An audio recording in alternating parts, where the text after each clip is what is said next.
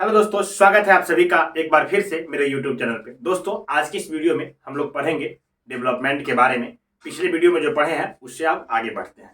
तो आज हम लोग देखने वाले हैं ब्रॉड डोमेन ऑफ डेवलपमेंट, यानी विकास के व्यापक पक्ष के बारे में। आपको पिछले वाले वीडियो में जब हम पढ़ाए थे ग्रोथ एंड डेवलपमेंट, उसमें बात किए थे विकास जो होता है, डेवलपमेंट जो होता है, इसका ब्रॉड डोमेन होता है, व्यापक पक्ष होता है। तो इसमें हम लोग देखते हैं, उस चीज को हम लोग समझ चुके हैं। तो आज हम देखते हैं कि इसके व्यापक पक्ष में क्या सब आता है, यानी विकास का जो ब्रॉड डोमेन है इसमें क्या सब आता है। तो सबसे पहले आप देखेंगे ना, तो फिजिकल डेवलपमेंट होता है, शारीरिक विकास। आप पढ़ चुके हैं शारीरिक विकास के बारे में, जिसमें हाइट, साइज, वेट, यानी जो हमारे फिजिकल शारीरिक विकास से संबंधित है, वो सारे चीज इसमें आ जाते हैं। किसमें? फिजिकल डेवलपमेंट में। और यही ग्रोथ कहलाता है। तो ग्रोथ जो है ना, विकास में समाहित होता है, पहले भी पढ़ चुके हैं। तो फिजिकल डेवलपमेंट जो होता है दोस्तों, शारीरिक विकास जो होता है, वो किसके अंतर्गत आता है? डेवलपमेंट के अंतर्गत आता है। ये भी एक डोमेन है। तो ये ग्रोथ का हिस्सा भी होता है, फिजिकल डेवलपमेंट। उसके बाद आता है कॉग्निटिव डेवलपमेंट। तो ये संज्ञानात्मक विकास होता है। संज्ञानात्मक विकास कहने का मतलब है संज्ञान से जो जुड़ा हो, यानी जो मेरा बौद्धिक क्षमता से, ब्रेन से जुड़ा हुआ जो भी डेवलपमेंट होता है, वो किसमें आता है? कॉग्निटिव डेवलपमेंट में आता है, संज्ञानात्मक विकास में आता है। उसके बाद होता है सोशल डेवलपमेंट, यानी सामाजिक विकास। आपको पता है कि मनुष्य जो है सामाजिक प्राणी है, जो समाज के साथ अंतःक्रिया करके बहुत सारी चीज को हम लोग सीखते हैं। समाज का बहुत सारे रीति रिवाज हम लोग सीखते हैं और बहुत सारी चीज सीखते हैं। जैसे मोरल डेवलपमेंट का है, तो सामाजिक अंतःक्रिया से बच्चे में आती है। तो ये सामाजिक जो डेवलपमेंट है, सोशल डेवलपमेंट है, सामाजिक जो विकास है, ये किसमें आएगा दोस्तों? विकास के एक पक्ष ये भी है, एक डोमेन ये भी होता है। उसके बाद हम लोग देखते हैं इमोशनल डेवलपमेंट। और इमोशंस काफी इंपॉर्टेंट होता है हमारे जीवन में। तो इमोशनल डेवलपमेंट जो है, मान लीजिए वैसा व्यक्ति जिसमें कोई इमोशन नहीं हो, तो वो मनुष्य क्या पत्थर के समान हो जाएगा। तो ये इमोशनल डेवलपमेंट भी काफी इंपॉर्टेंट होता है। और इमोशनल डेवलपमेंट जो है, सांवेगिक विकास भी हमारा विकास का एक पक्ष में आता है। तो आज हम लोग विकास के व्यापक पक्ष पढ़ेंगे, जिसमें हम फिजिकल, कॉग्निटिव, सोशल और इमोशनल के बारे में एक एक करके आगे हम लोग इसको पढ़ेंगे। अभी हम इसके बारे में डिटेल में पढ़ेंगे। अगर आप चाहें तो इसका एक याद रखने के लिए निमोनिक्स बना सकते हैं। इसका अगर फर्स्ट लेटर ले तो यहाँ पे पी है, तो ये हो जाएगा आपका पी। यहाँ पे क्या होता है? कॉग्निटिव का सी, तो ये हो जाएगा सी। सोशल का एस और इमोशनल का ई। तो आप देखेंगे तो ये एक आपका याद करने के लिए निमोनिक्स हो सकता है, PCSE, फिजिकल, कॉग्निटिव, सोशल और इमोशनल। ये डोमेन है किसका? डेवलपमेंट का। अब बारी बारी से हम इस पर चर्चा करेंगे। फिजिकल डेवलपमेंट में क्या आएगा, कॉग्निटिव डेवलपमेंट में क्या आएगा, सोशल डेवलपमेंट में क्या आएगा, और यहाँ से कैसे कैसे प्रश्न बनते हैं, इमोशनल डेवलपमेंट में क्या आएगा। तो चलिए हम आगे बढ़ते हैं और देखते हैं फिजिकल डेवलपमेंट। तो दोस्तों, अब हम लोग देखते हैं फर्स्ट जो डोमेन है फिजिकल, यानी कि फिजिकल डेवलपमेंट, शारीरिक विकास के बारे में। देखिए, शारीरिक विकास में हमारा शरीर से रिलेटेड कुछ विकास होता है। जैसे आप देखेंगे तो हाइट हो गया, वेट हो गया, साइज हो गया, शेप हो गया, etc। ये सारे के सारे पक्ष जो है, ये सारे डेवलपमेंट किसके अंतर्गत आएंगे? शारीरिक विकास में आएंगे। आपका शरीर का हाइट बढ़ जाना, वेट बढ़ जाना, साइज बढ़ जाना, शेप में बदलाव आना, तो ये सारे फिजिकल डेवलपमेंट के अंतर्गत आते हैं, शारीरिक विकास के अंतर्गत आते हैं। इसी में हम लोग आगे पढ़ते हैं मोटर डेवलपमेंट, यानी कि गत्यात्मक विकास। गत्यात्मक विकास कहने का मतलब है दोस्तों, किसी भी चीज को करने में एक्यूरेसी आना, सटीकता आना, स्पीड का डेवलपमेंट। यानी कि कोई काम आप कर रहे हैं तो बचपन में पहले धीरे करते होंगे, कोई भी काम को उतनी अच्छे तरीके से नहीं करते हैं, एक्यूरेट नहीं करते हैं, एक्यूरेसी के साथ नहीं करते, तो वो धीरे धीरे विकसित हो जाना या स्पीड आप में आ जाता है किसी भी काम को करते करते, तो वो सारे के सारे किसका एस्पेक्ट हो जाता है? गत्यात्मक विकास का क्या होता है? एस्पेक्ट होता है।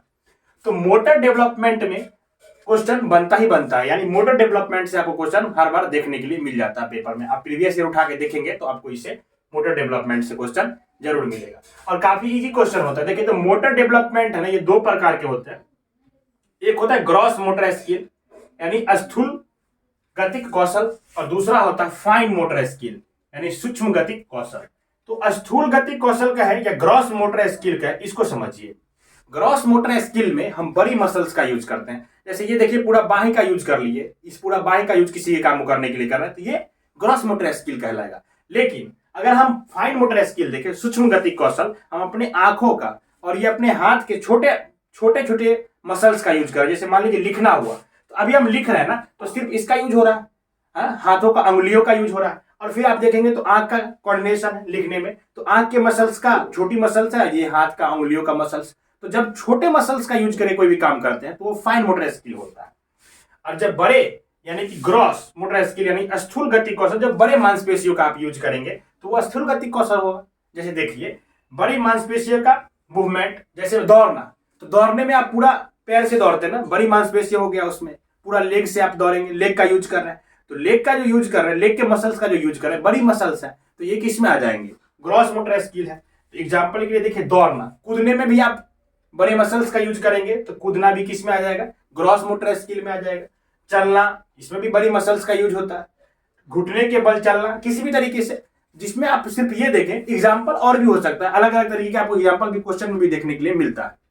लेकिन मैंने ये समझना कि अगर हम बड़ी मसल्स का यूज कर रहे हैं तो वो ग्रॉस मोटर स्किल हो जाएगा। कौन सा हो जाएगा, ग्रॉस मोटर स्किल। जैसे दौड़ना, कूदना, चलना, ये ग्रॉस मोटर स्किल है।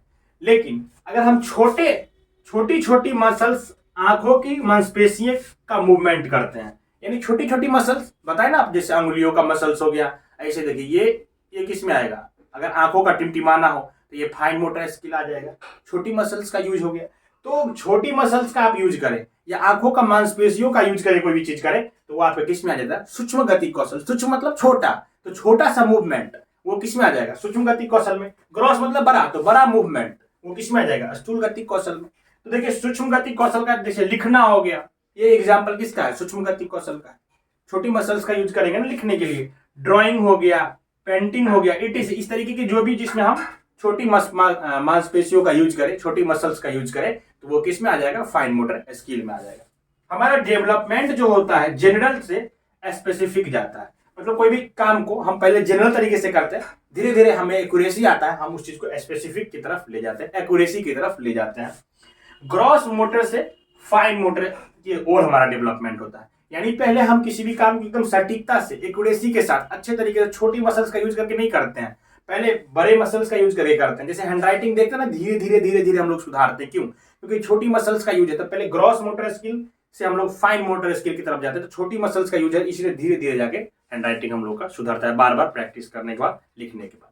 तो हमारा जो डेवलपमेंट होता है ग्रॉस मोटर स्किल से कहाँ जाता है, फाइन मोटर स्किल की तरफ जाता है।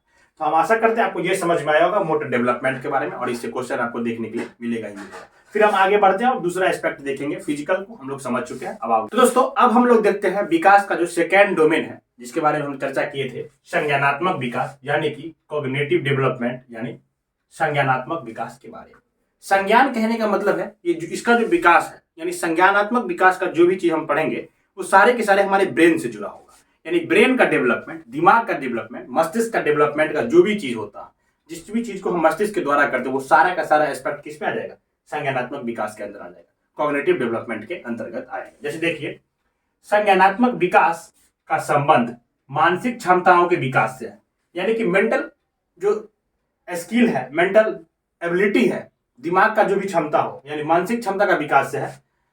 संज्ञान का मतलब दिमाग, बौद्धिक क्षमताओं का विकास से है, यानी कहने का मतलब है कि संज्ञानात्मक विकास में वो सारे चीज आएंगे, जिस चीज भी को करने के लिए हमारा दिमाग का यूज हो, तो वो सारे डेवलपमेंट संज्ञानात्मक विकास में आएंगे। जैसे एग्जाम्पल के आप देखिए, थिंकिंग, सोचना, ये संज्ञानात्मक विकास का हिस्सा होगा, क्योंकि सोचेंगे तो दिमाग से ही सोचेंगे, तो ये संज्ञानात्मक विकास है। ठीक इसी तरीके से इमेजिनेशन को देखिए, कल्पना करना भी हम अपने ब्रेन से करते हैं, दिमाग से संबंधित है, कॉग्निशन से संबंधित है, तो ये भी किसका एग्जाम्पल हो जाएगा, कॉग्निटिव डेवलपमेंट का। रीजनिंग यानी कि तर्क, हम रीजनिंग भी क्या दिमाग से ही लगाते हैं ना, तर्क हम दिमाग से लगाते हैं, तो तर्क और रीजनिंग जो है ये भी एग्जाम्पल किसका है, संज्ञानात्मक विकास का।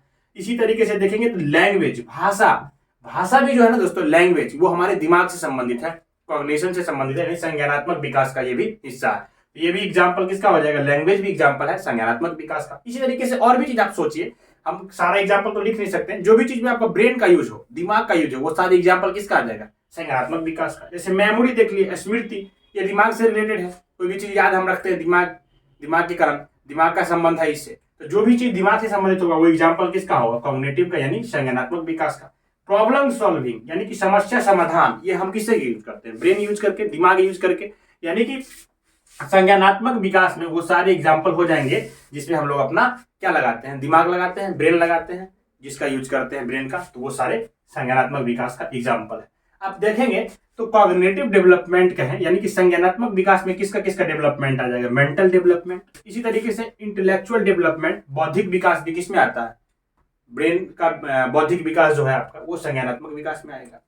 इसी तरीके से लैंग्वेज डेवलपमेंट, ये भी किसमें आ जाएगा, कॉग्निटिव डेवलपमेंट। तो दोस्तों कॉग्निटिव डेवलपमेंट में आप देखेंगे तो मेंटल डेवलपमेंट आ जाएगा, इंटेलेक्चुअल डेवलपमेंट आ जाएगा और लैंग्वेज डेवलपमेंट आ जाएगा। तो ये सारी चीज किसके अंतर्गत आते हैं, कॉग्निटिव डेवलपमेंट के अंतर्गत आते हैं, यानी संज्ञानात्मक विकास के अंतर्गत आते हैं। अब हम लोग संज्ञानात्मक विकास में एक चीज और देखने वाले हैं, परासंज्ञान यानी कि मेटाकॉग्निशन के बारे में। इससे क्वेश्चन जरूर आता है, तो इस चीज को हम लोग अभी देखते हैं, मेटाकॉग्निशन यानी परासंज्ञान क्या होता है। तो दोस्तों अब हम लोग देखते हैं परासंज्ञान के बारे में। परासंज्ञान यानी कि मेटाकॉग्निशन, परासंज्ञान से आपको क्वेश्चन देखने के लिए मिलता ही है पेपर में।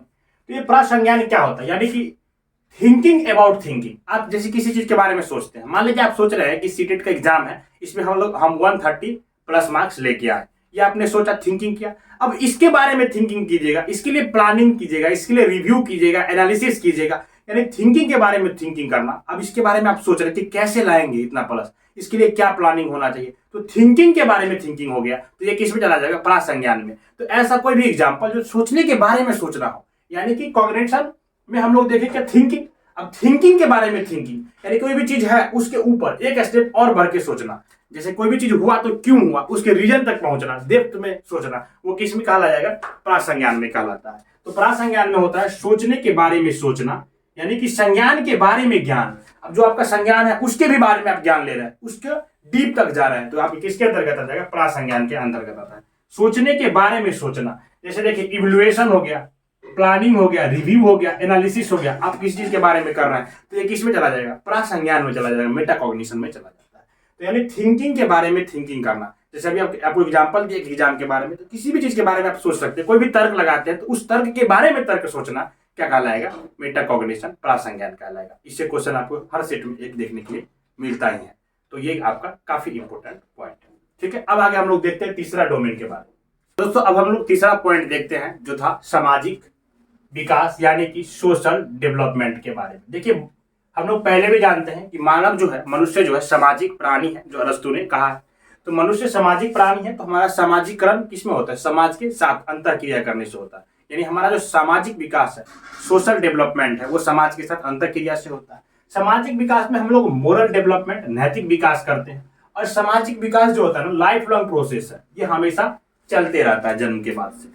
तो बच्चे का सामाजिक विकास के बारे में आपको क्वेश्चन पूछा जाता है। एक क्वेश्चन तो ऐसे पूछ लेता है सामाजिक डेवलपमेंट से कि कौन सा संस्था प्राथमिक है और कौन सा संस्था द्वितीयक है सामाजिक विकास में बच्चों के लिए। तो जब भी प्राथमिक संस्था की बात आए या प्राथमिक कारक की बात आए सामाजिक डेवलपमेंट के लिए, सोशल विकास के लिए, तो आप ये चीज को ध्यान रखें, बच्चे का घर जो है प्राथमिक संस्था होता है। बच्चे सबसे पहले अपना सामाजिक विकास अपने माता पिता, अपने भाई बहन, अपने आस पड़ोस के बच्चों के साथ ही शुरू करता है। तो पहले बच्चों का घर, अगर एग्जैक्ट बात की जाए तो बच्चे का घर पहला प्राथमिक संस्था होता है समाजीकरण के लिए। इसमें आपको एग्जाम्पल मिलेगा, और उसके बाद आस पड़ोस, उसका प्राथमिक संस्था में आस पड़ोस भी आ जाएगा, और बच्चे का घर तो है ही। तो बच्चे का घर और आस पड़ोस जो है प्राथमिक संस्था होता है समाजीकरण का। स्कूल के बारे में पूछे या मीडिया के बारे में पूछे कि समाजीकरण के लिए कौन सा संस्था है, तो ये द्वितीयक होता है, सेकेंडरी होता है। तो आप ध्यान रखेंगे कि प्राइमरी जो है बच्चे का घर है, परिवार है, और उसके बाद आप उसका आस पड़ोस है जहां पे उसका प्राथमिक समाजीकरण होता है। फिर उसके बाद मीडिया हो गया, स्कूल हो गया, ये सारी चीज किस में चला जाएगा, सेकेंडरी में चला जाएगा, द्वितीयक में चला जाएगा। अगर परिवार भी एग्जाम्पल में है और दूसरा कोई भी एग्जाम्पल में होगा तो वो सारा का सारा सेकेंडरी चला जाएगा, परिवार ही प्राथमिक होगा। तब ऐसे परिवार के साथ आस पड़ोस भी प्राथमिक में ही हम लोग रखते हैं। तो सोशल डेवलपमेंट में ये सब चीज होते हैं। बच्चा नैतिक विकास करता है, सामाजिक रीतियों के बारे में वही सीखता है, समाज के साथ अंतःक्रिया करके बहुत सारी चीजें, समाज का नियम कानून क्या रूल है, ये सारी चीजें, समाज में कैसे किसी बड़े से कैसे बात किया जाता है, छोटे से कैसे बात किया जाता है, आपस में सहयोग का भावना, ये सारी चीज डेवलपमेंट जो समाज में बच्चे का होता है। अपने पीयर ग्रुप के साथ खेलने से ये सीखता है कि अपने उम्र के बच्चों के साथ खेलने से ये सब चीजें वो डेवलप करता है, एडप्ट करता है कि उसके किसी चीज में कैसे सहयोग करना है, वो दूसरे के कैसे सहयोग करता है, ये सारी चीज, एक दूसरे के सहयोग का भावना भी, ये सारी चीज आपको सामाजिक विकास से बच्चे में आता है। तो सामाजिक विकास जो है सोशल डेवलपमेंट का ये सब हिस्सा है। तो ये बच्चे का प्राथमिक सेक्टर में आ जाएगा जब उसका घर परिवार से होगा। तो सामाजिक विकास के बारे में इतना समझे दोस्तों। हम फिर सामाजिक विकास के बारे में आगे फिर एक बार पढ़ेंगे जब सोशलाइजेशन का चैप्टर पढ़ेंगे तब। उसके बाद है इमोशनल यानी कि सांवेगिक विकास, इमोशनल डेवलपमेंट यानी सांवेगिक विकास के बारे में देखेंगे। देखिए सांवेग जो है, इमोशंस जो है बच्चे में जन्म से होता है, ठीक है। तो इमोशन बच्चे में जन्म से होता है, जैसे फियर, एंगर, लव, ये सब बच्चे में जो है भय, क्रोध, प्यार, ये सब जो है बच्चे में जन्म से होता है। तो ये जन्म से बच्चे में होता है, इसका डेवलपमेंट होना जरूरी है। Emotion and cognition are interrelated. देखिए संज्ञानात्मक विकास जो है बच्चे का और इमोशन यानी कि सांवेगिक विकास, तो संवेग और संज्ञान आपस में इंटर रिलेटेड है। अगर मान लीजिए आप अभी गुस्से में हैं तो क्या आप अभी किसी भी चीज को सीख पाएंगे? पढ़ाई करने बैठे हैं मान लीजिए एग्जाम्पल के तौर पे, तो उसमें संज्ञान का यूज होगा, ब्रेन का यूज होगा। लेकिन आप अभी गुस्से में हैं तो उसको नहीं कर पाएंगे, या आप ज्यादा इमोशनल है तभी नहीं कर पाएंगे। तो इमोशन और क्या बोले वो इमोशन और कॉग्निशन तो इंटर रिलेटेड है, काफी दोनों का एक दूसरे पे प्रभाव पड़ता है। अगर आपका इमोशनली आप ठीक नहीं है तो आपका संज्ञान भी सही से काम नहीं करता। इसीलिए कहा जाता है ना कि आप ज्यादा खुश हो या ज्यादा दुख हो तो आप किसी को कोई वचन ना दे या कोई भी चीज के लिए प्रॉमिस ना करें जब आप ज्यादा खुश भी होते हैं। तो जब आप खुश भी ज्यादा होते हैं तो आप इमोशन का, क्योंकि कॉग्निशन पे काफी असर पड़ता है, इंटर रिलेटेड है, तो आप उस समय सही से सोच नहीं पाते हैं। तो इमोशन और कॉग्निशन जो है ना आपस में इंटर रिलेटेड है। नहीं तो बिना संवेग का मनुष्य पत्थर हो जाएगा ना। अगर उस मनुष्य में संवेग ना हो, प्यार ना हो, मनुष्य में कोई दुख का कोई एहसास ना हो उसके ऊपर, तो पत्थर हो जाएगा।